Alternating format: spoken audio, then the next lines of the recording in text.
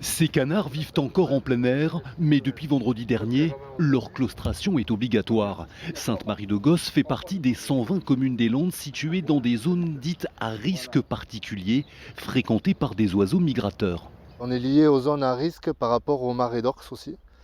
Donc voilà, tous les migrateurs passent par ici aux alentours, donc on est dans la zone à risque grippe aviaire.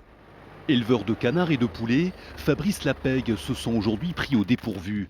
Ce filet protecteur qu'il vient d'acquérir ne pourra pas être posé avant plusieurs jours. Là on est en train d'étudier comment on va fermer les parcs et comment fixer les filets et tout ça. Vendredi, le ministre de l'Agriculture a décidé d'élever le niveau de risque de négligeable à modéré suite à un cas de grippe aviaire dans les Ardennes. Des mesures de prévention doivent être appliquées, parmi les plus controversées, la claustration des volailles, un coup dur pour Fabrice, attaché à l'élevage en plein air. Nous on a remis du budget dans ces filets, dans les grillages, dans les piquets, et là on est en train de se dire pour combien de temps quoi.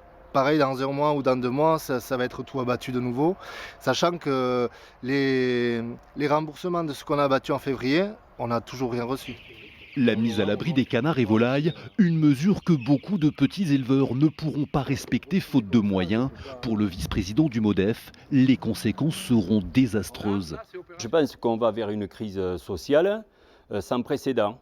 Je suis quand même abasourdi d'entendre des réactions de la Chambre d'agriculture où on dit on va mettre les animaux dedans, mais les producteurs n'ont pas cette capacité à mettre les animaux dedans. Certains oui, mais c'est une minorité. Donc on fait quoi? Aujourd'hui, ils arrêtent de produire. Et on ne produit pas, donc pas de revenus. Des petits éleveurs prêts aujourd'hui à baisser leur volume de production, mais en conservant leur modèle d'élevage en plein air.